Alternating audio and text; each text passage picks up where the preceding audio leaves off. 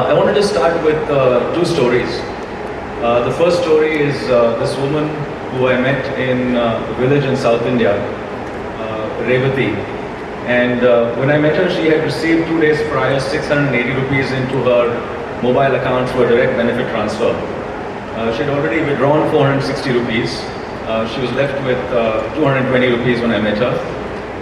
She then went to a nearby Russian shop. She actually paid for provisions with that 220 rupees.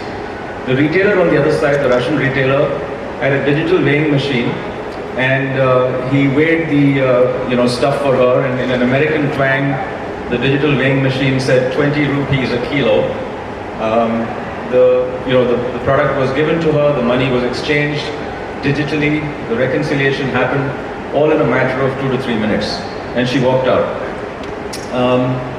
What made that possible was, I think the first and perhaps most important, was the mobile network, which had the reach, the access, the consistency and the quality to actually make that possible. What also made that possible was public infrastructure of the UPI and Aadhaar. And I think both those have been kind of really dramatic in terms of the change and the implications they've had.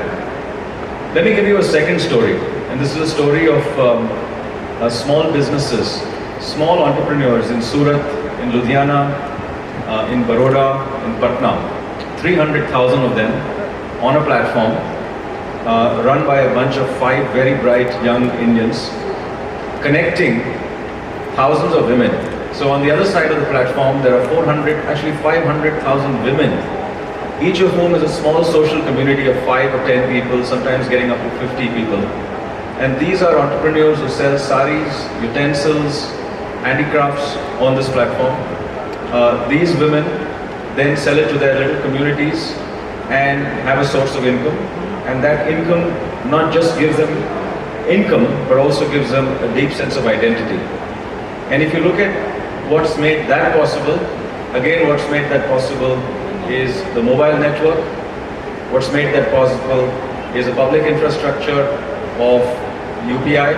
And what's also made that possible is the entrepreneurial energy that is there in abundance in this country. So when you look at all this, there are over 400 to 500 million Revatis in this country. There are 10 million such small entrepreneurs in this country.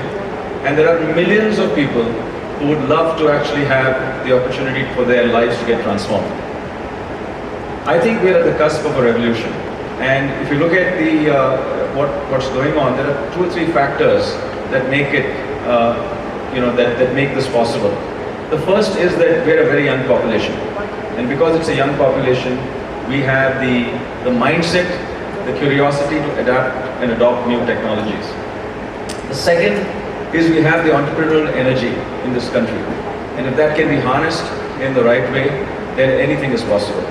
And the third is the advent and the growth of technology that is dramatically changing the world as we see it today. In Airtel, our dream is to enrich the lives of Indians as they undertake all of these activities and really enrich their lives to the power of technology. In my view, there are really, to me, the most important thing to make this revolution really happen is what I would call the vibrancy and the health of the industry. Now, the markers of health, what are the markers of health? And I would call out 4 markers of health. The first marker of health is that this must be an industry where investors must want to invest. If investments don't come in, this industry will not meet the aspirations that Digital India has. In the last 5 years, the investments that have happened in this industry need to be again put back in the next 5 years. So what you have to see over the next 5 years is as much investment as has happened in the last 5 years. So the investment climate and the investment must be attractive for investors, which means that investors must get a return on their investment. That's the first marker of health. The second marker of health is that technology, right? So the second marker of health is talent. We must have an industry that is attractive for talent to come to. This is an industry where there is so much happening There is so much of new technologies that are constantly happening. The talent must be more and more attracted to this industry. The third marker of health is that ultimately we are in a collaborative ecosystem. We are not alone. We're not an island. As you can see, all my colleagues here, there are equipment providers, there are application providers, there is the mobile network providers, and we are all in one collaborative ecosystem. And this ecosystem means that you need partnerships, you need to collaborate across the ecosystem to really make that happen. And the last and I would say perhaps fourth marker of health and vibrancy is that you need a consistent and enabling policy to actually make this happen. So whether it is in the cost of doing the business, whether it's in enabling policy conditions to actually make all of this happen.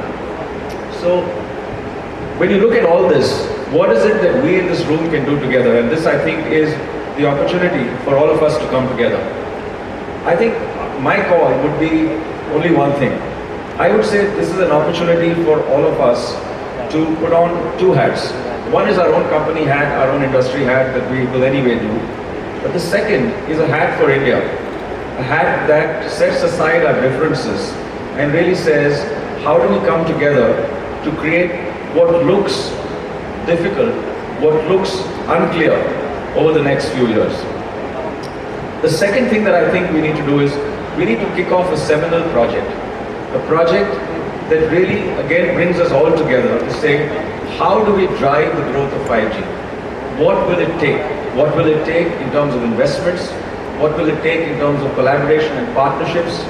And what will it take in terms of standards that need to be set for India so that we can adopt the same standards and can actually explore the pace of this development.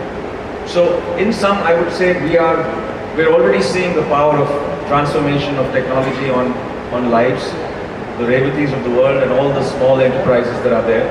But I think over the next 5 years, we can really create a revolution and take this to a very, very different level. But for that, I think we need a seminal change in the way we approach it. Thank you.